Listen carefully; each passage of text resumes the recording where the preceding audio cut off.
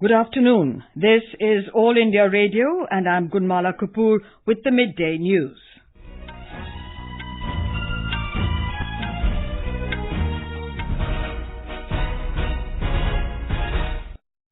The headlines. Polling underway for sixth phase of Lok Sabha elections. Around 40% votes polled so far. Campaigning intensifies for seventh and final phase. Central team reaching Odisha today to take stock of the situation in Cyclone Fani affected areas. Vice President Venkaiah Naidu urges international community to work together to promote harmony and justice based on compassion and wisdom. Churches in Sri Lanka hold first Sunday Mass since the Easter terror attacks. And in IPL Cricket, Chennai Super Kings to play Mumbai Indians in the final at Hyderabad this evening.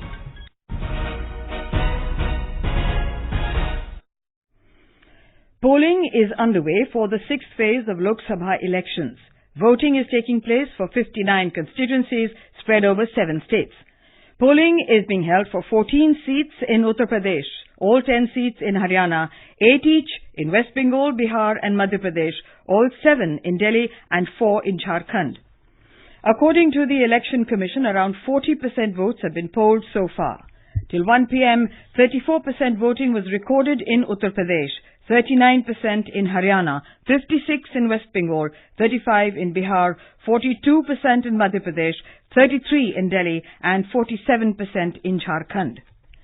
President Ramnath Kovind, former Vice President Mohammad Hamid Ansari, Union Ministers Sushma Swaraj, Dr. Harshvardhan and Hardeep Puri, Delhi BJP Chief Manoj Tiwari, party candidates Meenakshi Lekhi and Gautam Gambhir, UPA Chairperson Sonia Gandhi, Congress President Rahul Gandhi, Party General Secretary Priyanka Gandhi Vadra, Congress candidates Sheila Dikshit and Ajay Makan, and Delhi Chief Minister Arvind Kejriwal were amongst those who cast their votes in the early hours of polling in Delhi. Delhi's oldest voter, 111-year-old Bachan Singh, also cast his vote. Now let's go over live to our correspondent Suparna Saikia, who is in the South Delhi constituency of the national capital.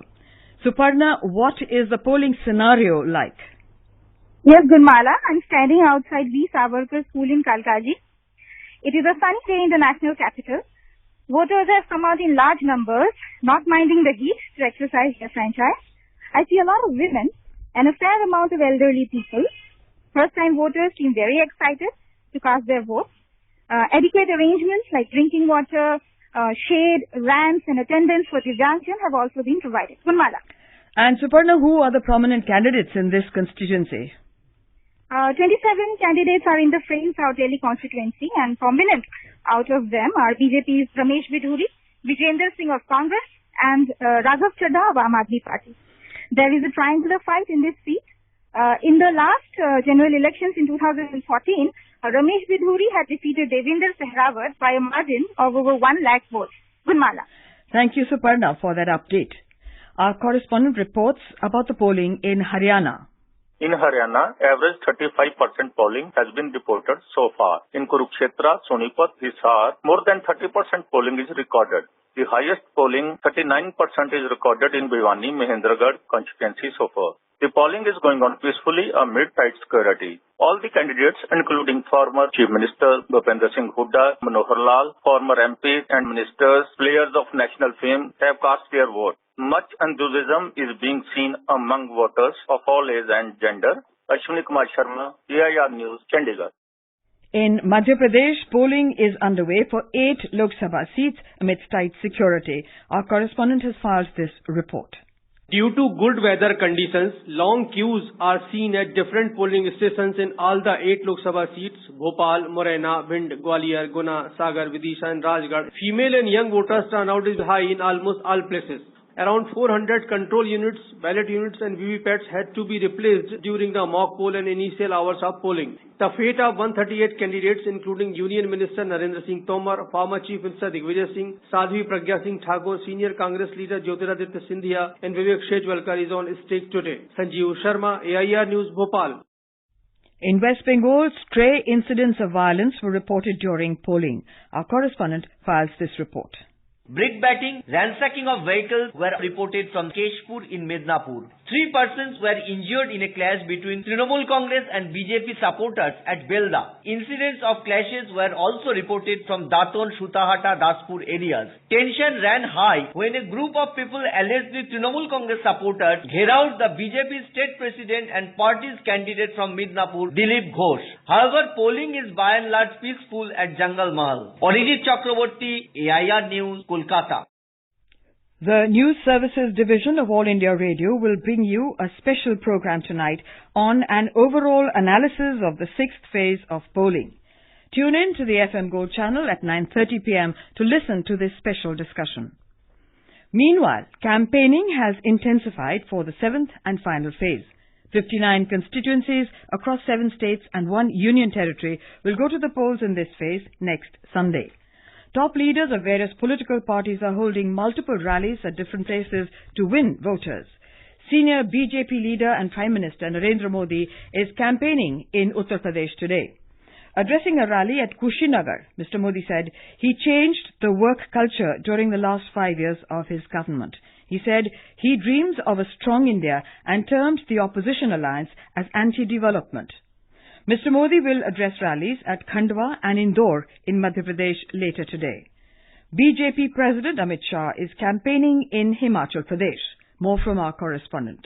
While addressing the rally at Chamba, the BJP President Amit Shah said that the BJP government works for upliftment of the poor by facilitating them with different national schemes run for the benefit of the poor. He said it is for the first time when inflation and corruption are not issues among any political parties. Today, Shah will also address rally in Nahan and Bilaspur. Meanwhile, senior Congress leader and star campaigners is leaving no stone unturned to woo voters in support of its candidate. Day after tomorrow, Priyanka Gandhi Vadra, General Secretary of Congress Party, will campaign at Thiog of Shimla and Sundarnagar of Monday district to garner support for its Congress candidate. Sanjeev Sundariyal, AIR News, Shimla. BSP Chief Mayawati will be in the Shahid Bhagat Singh Nagar district of Punjab. Samajwadi Party President Akhilesh Yadav is holding public meetings at Sonbhadra and Mirzapur in Uttar Pradesh. News Services Division of All India Radio is broadcasting a special live program, Janadesh 2019, on the developments related to the General Elections 2019. Tune in to the FM Gold channel of AIR from 4:05 p.m. to 4:30 p.m. every day till the announcement of results to listen to this special program.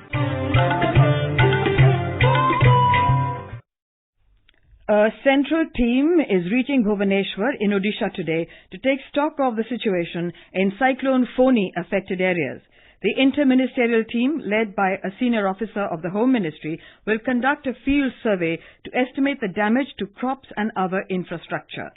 The team will hold a meeting with senior officials at the State Secretariat in Bhubaneswar today. More from our correspondent. The team will visit cyclone-hit districts for 3 days from tomorrow for an on-the-spot assessment of the damage. After the visit, the team will hold another round of meeting with state government officials before leaving for Delhi, where it will submit the report to the centre. Similarly, another central team led by Power Secretary will visit the affected areas tomorrow and assess the damage to power and other allied sectors by the cyclone. Meanwhile, Odisha government yesterday announced a special package of 1,600 crore rupees for livelihood support for Cyclone Fani affected people in the state. With S.N. Patnaik's report from Sambalpur, Tripti Srivastav, AIR News. In Jammu and Kashmir, 2 terrorists were killed in an encounter with security forces in Shopian district early this morning. The gunfight broke out after security forces launched a cordon and search operation following an intelligence input about the presence of terrorists in the area. This is All India Radio giving you the news. For quick news updates round the clock, follow us on Twitter at AIR News Alerts. Vice President Venkaiah Naidu today urged world leaders to work together to promote dialogue, harmony and justice based on compassion and wisdom. Delivering the keynote address at the 16th UN Day of Vesak in Vietnam, Mr. Naidu said, contemporary global leadership faces a huge challenge in constructing sustainable societies with peace and harmony. The genesis of conflict among nations has roots in the idea of hate and violence originating from an individual's mind space. The Vice President said the growing menace of terrorism in the world is a manifestation of this destructive emotion.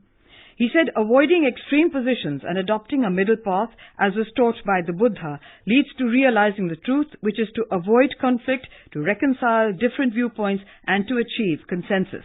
Mr. Naidu said there is need for an enlightened global leadership to ensure a conflict-free world based on peace and sustainable development. The Vice President has since left for home after concluding his 4-day visit to Vietnam. In Sri Lanka, Catholic churches held their first Sunday Mass today since the Easter Sunday attacks in the country that killed over 250 people, including 45 foreigners. Prayers were held amidst tight security after frisking of all participants. Our Colombo correspondent has filed this report.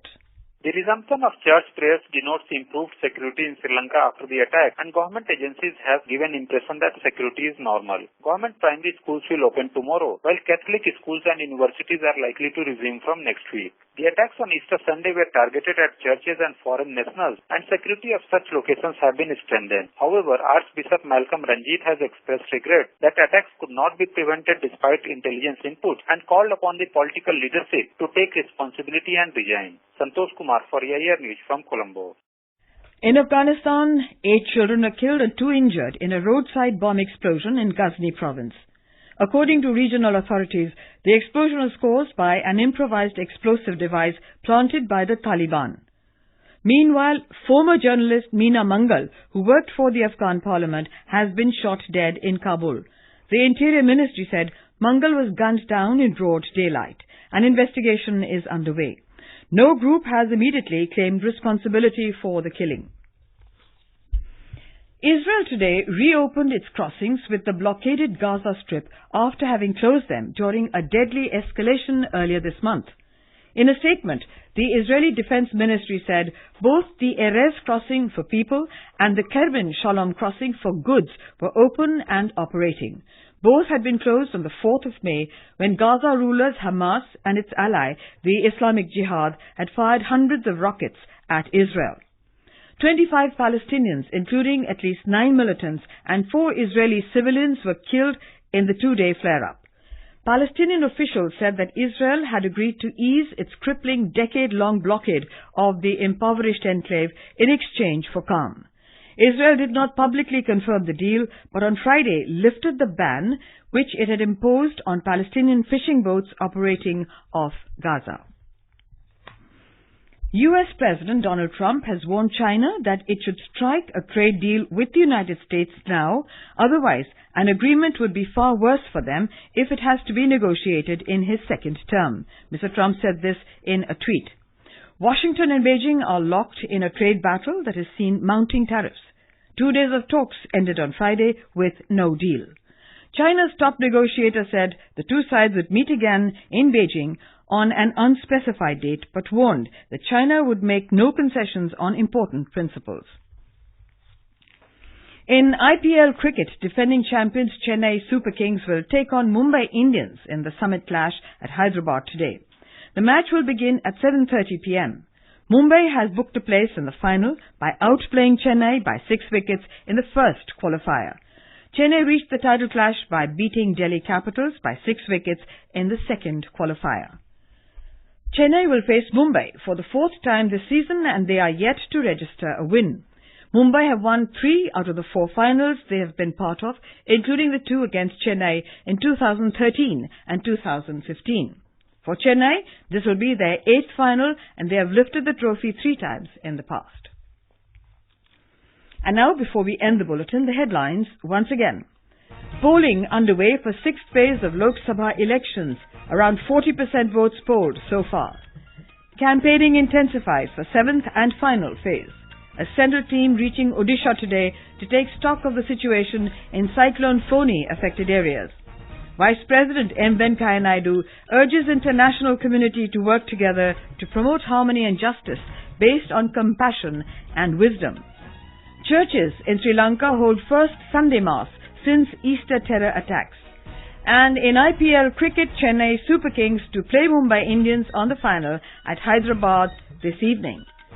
For details of these stories and more, log on to our website www.newsonair.nic.